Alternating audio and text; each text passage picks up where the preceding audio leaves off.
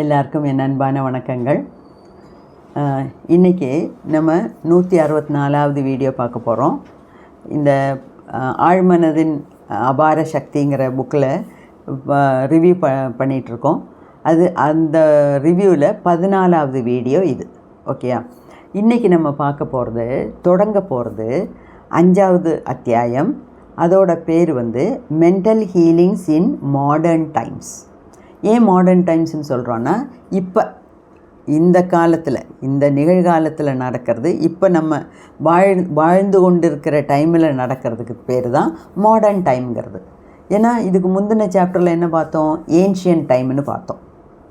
Ancient டைம்னா புராதீனமான பழைய காலம், இது புதிய காலம்.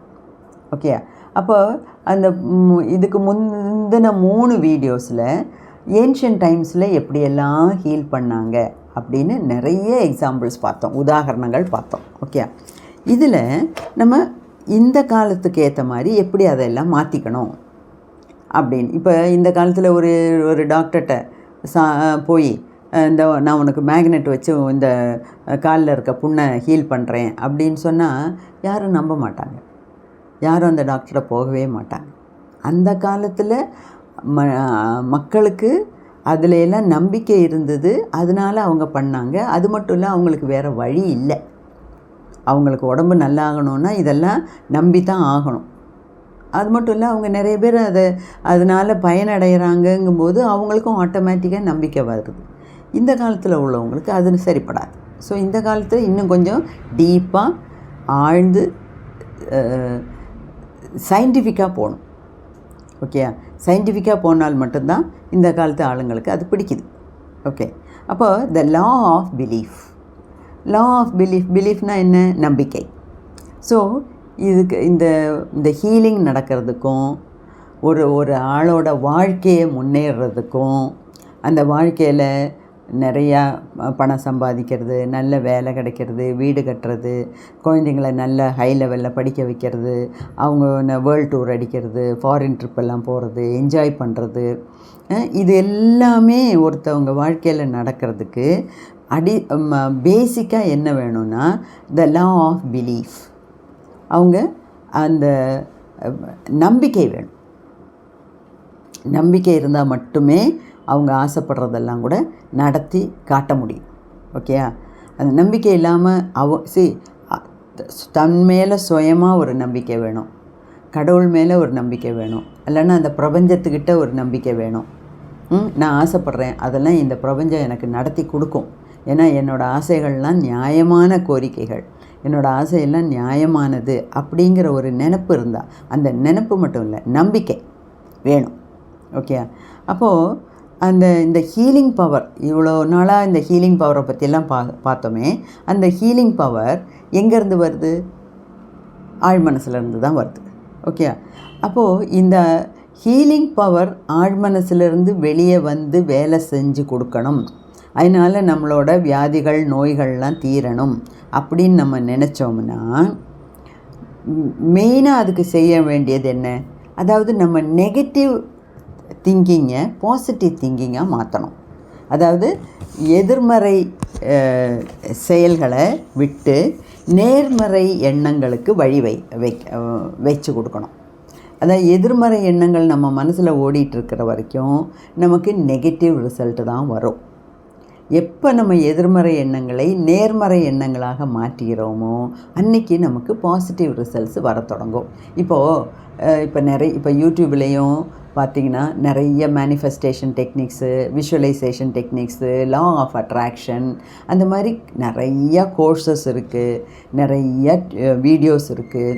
இதெல்லாம் பார்த்துட்டும் அவங்க மனசளவில் அவங்க நெகட்டிவாக திங்க் பண்ணிகிட்டு இருந்தாங்கன்னா, இதெல்லாம் சொல்கிறாங்க ஆனால் எனக்கு இதெல்லாம் நடக்கும்னு தோணலப்பா அப்படின்னு நெகட்டிவாக நினச்சிக்கிட்டு இருந்தால் நடக்காது தான். பரவாயில்லையே, இவங்களாம் அது சொல்கிறாங்களே, லா ஆஃப் அட்ராக்ஷன் நடக்குமா, அந்த மேஜிக் புக்கில் இருக்கிறதெல்லாம் சொன்னதெல்லாம் நடக்குமா, அப்போ நமக்கு செஞ்சு பார்க்கலாமே. நடக்கும், நடக்காமலாம் அதெல்லாம் எழுதியிருக்காங்க, எத்தனையோ பேருக்கு நடந்திருக்குல்ல, அதனால தானே அப்போ எனக்கும் நடக்கும் அப்படிங்கிற ஒரு நேர்மறை சிந்தனையோட எண்ணத்தோடு நம்ம வாழ்ந்துட்டு இருந்தால் தான் நமக்கு எல்லாமே நடக்கும். உள்ளுக்குள்ளே எங்கேயோ ஒரு டவுட் இருந்ததுன்னா நடக்காது. ஓகேயா? அதுதான் இந்த லா ஆஃப் பிலீஃப், வேறு ஒன்றும் இல்லை. அப்போ அந்த ஹீலிங் பவரை தான் நம்ம வந்து இயற்கைங்கிறோம், ஆழ்மனசின் அற்புத ஆற்றல்ங்கிறோம், ஆழ்மனசோட க்ரியேட்டிவ் இன்டெலிஜென்ஸுங்கிறோம், இன்ஃபினிட் இன்டெலிஜென்ஸுங்கிறோம், சூப்பர் நேச்சுரல் பவருங்கிறோம், கடவுளுங்கிறோம், அதிதீதமான சக்திங்கிறோம். நம்ம என்ன பேர் போட்டு கூப்பிட்டாலும் எல்லாமே ஒன்று தான். ஓகேயா? அப்போது இந்த உடம்பில் வியாதி வருது, மனசில் வியாதி வருது, மனோரோகிகளாகிறோம். அதுக்கெல்லாம் என்ன காரணம்னா பேசிக்கலாக தடைகள் உண்டாகுது. தடைகள்னால் என்ன மாதிரி தடைகள்? பிளாக்ஸ்னால் என்ன? இப்போது ஒரு டியூப்பில் தண்ணி போயிட்டே இருக்குது, அங்கே ஏதோ ஒரு அடப்பு இருக்குது. அப்போ அந்த அடப்புக்கு இந்த பக்கத்துலேருந்து வர்ற தண்ணி மறுபக்கத்துக்கு போக முடியாது, ஏன்னா அங்கே பெரிய ஒரு அடப்பு இருக்குது. அந்த மாதிரி தான் நமக்கு ஃபிசிக்கலில் பிளாக் இருக்குது, மென்டல் பிளாக் இருக்குது, இமோஷ்னல் பிளாக் இருக்குது. ஓகே, இந்த மாதிரியெல்லாம் பிளாக்ஸை வச்சுட்டு நம்ம ஆரோக்கியமாக வாழணும், சந்தோஷமாக வாழணும், 4 பேரை மாதிரி சாதித்து காமிக்கணும் அப்படின்னு நினச்சா நடக்காது. இப்போது ஃபிசிக்கல் பிளாக்குன்னா என்ன மேடம் சொல்கிறீங்க?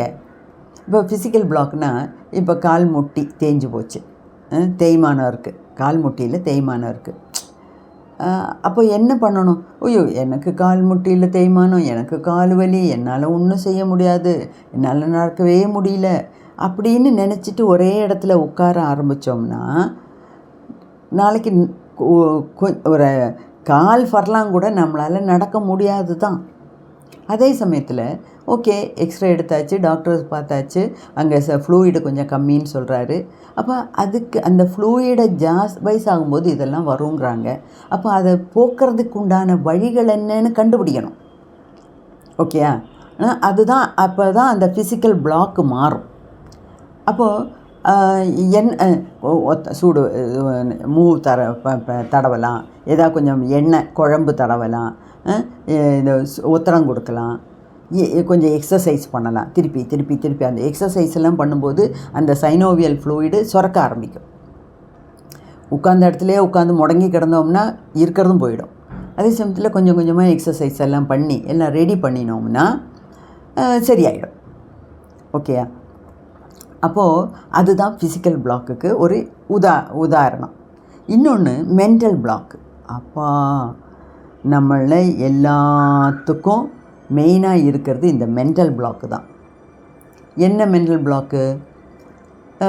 மனசில் இருக்கிற பிளாக்கு. அதாவது என்னால் படிக்கவே முடியாது, எனக்கு புத்தி இல்லை, நமக்கு ஸ்டூடெண்ட் லெவலில் அப்படி திங்க் பண்ணக்கூடாது. மற்றவங்களாம் என்னமெல்லாம் சாதிக்கிறாங்க, அவெல்லாம் காலையில் 4 மணிக்கு எழுந்திரிச்சு படிக்கிறான், ஃபஸ்ட் ரேங்க் வாங்குறான், எல்லாத்துலேயும் ஃபுல் மார்க்கு, என்னால் அதெல்லாம் செய்ய முடியாதுப்பா, எனக்கு எழுதுறதே பிடிக்காது. இப்படியெல்லாம் ஒன்றொன்றுக்கும் ஏதாவது நெகட்டிவாக பேசிக்கிட்டே இருந்தோம்னா நமக்கு அதுக்கு பேர் தான் மென்டல் பிளாக். மனசில் வர்ற தடைகள் மென்டல் பிளாக். அடுத்தது இமோஷ்னல் பிளாக். இமோஷ்னல் பிளாக்கும் நிறைய பேர் அதால் சஃபர் ஆகுறாங்க. அதாவது இப்போ ஒரு குடும்பத்திலே எடுத்துக்கோங்களேன், நான் சொன்னால் யாரும் கேட்குறதில்ல, என்னை யாரும் மதிக்கிறதில்ல, நான் என்ன சொன்னாலும் சரி யாரும் அதை அப்ரூவ் பண்ணுறதில்ல, என்னை யாருமே என்ன எனக்கு அன்பு காமிக்கிறதுக்கு யாருமே இல்லை, அந்த மாதிரியெல்லாம் நினச்சிக்கிறது. அதுக்கு பேர் தான் இமோஷ்னல் பிளாக்.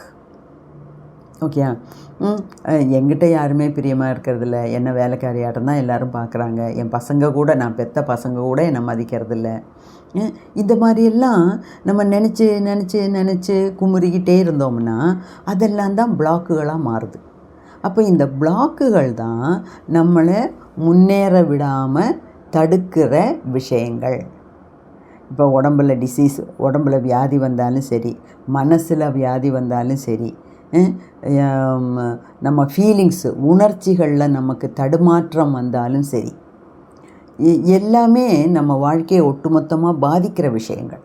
அப்போ அந்த மாதிரிலாம் வரும்போது நம்மளோட மென்டல் ஆட்டிடியூடு, மைண்ட் செட்டை மாற்றிக்கணும்.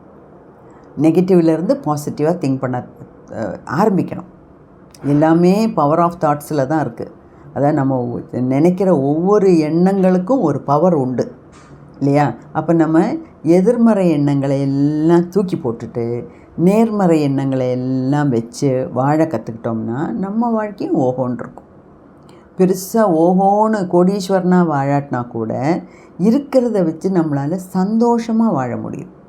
நிம்மதியாக, மன நிறைவோட, உடம்பு ஆரோக்கியத்தோட, மன சந்தோஷத்தோட சாதாரண ஒரு வாழ்க்கையை வாழ்ந்தாலே போகிறோம். அதுவே பெரிய விஷயம். ஓகேயா? ஸோ இந்த பிளாக்குகளெல்லாம் இருக்கிற வரைக்கும் நம்ம இந்த ஹீலிங் பவர் ஒர்க் பண்ணாது. நம்ம ஆழ் மனசுக்கு நம்ம பாசிட்டிவ் தாட்ஸே கொடுக்கறது இல்லையே, எல்லாமே நெகட்டிவாக தானே திங்க் பண்ணுறோம். அப்போ எப்படி ஆழ் மனசு நமக்கு பாசிட்டிவாக ரியாக்ஷன் கொடுக்கும்? யோசித்து பாருங்கள். அதுதான் இந்த லா ஆஃப் பிலீஃப்ங்கிற சாப்டரோட தொடக்கம். ரெண்டாவது, நம்ம இப்போ நிறைய இந்த manifestation technique, law of attraction, visualisation அப்படின்லாம் நிறைய யூடியூப்பில் வீடியோஸ் வருது, புக்ஸு வருது, ஆளுங்க கோர்சஸ் எல்லாம் எடுக்கிறாங்க. 1-2 கோர்ஸ் நானும் பார்த்தேன், பணம் கட்டி சேர்ந்தேன் ஆன்லைனில். இதில் எல்லாம் என்ன தான் சொல்கிறாங்கன்னு பார்க்கலாம். அது இல்லாமல் law of attraction book, magic, secret, இந்த மாதிரி புஸ்தகங்கள் எல்லாம் என்றைக்கோ படித்து முடிச்சிட்டேன். ஓகே. ஆனால் கடவுள் புண்ணியத்தில் நான் எப்போவுமே பாசிட்டிவாக தான் நினைப்பேன், எப்போவுமே. அதனாலே என்னவோ ஏதோ கடவுள் இன்றைக்கி தேதி வரைக்கும் என்னை சந்தோஷமாக தான் வச்சுருக்கேன். எனக்கும் கஷ்டங்கள் இருக்குது, நானும் கஷ்டப்பட்டிருக்கேன் லைஃப்பில். நிறைய துக்ககரமான விஷயங்கள்லாம் நடந்திருக்கு. ஆனால் கூட ஏதோ அந்த அம்பாள்கிட்ட இருக்க ஒரு பக்தி, ஒரு பயபக்தி, ஒரு சரணாகதி மனோபாவம், இதெல்லாம் இருக்கிறதுனால ஏதோ எல்லா கஷ்டத்துலேயும் என்னை அம்பாள் என் கைப்பிடிச்சு என்னை நடத்திட்டு வர மாதிரி நான் ஃபீல் பண்ணுறேன். அதுதான் அந்த பாசிட்டிவ் தாட். சாரி. அப்போது நம்ம நமக்கு என்ன நடக்கணுமோ, என் ரிசல்ட் என்ன, அதை நம்ம சிந்திக்கணும். அப்படி நினைக்கும்போது மட்டும்தான் நமக்கு என் ரிசல்ட்டு நல்லா வரும். அப்போ தான் அந்த ஆழ்மனசாக இருந்தாலும் சரி, கடவுளானாலும் சரி, சூப்பர் நேச்சுரல் பவர்னாலும் சரி, பிரபஞ்ச சக்தி ஆனாலும் சரி, எல்லாம் ஒன்று தான்.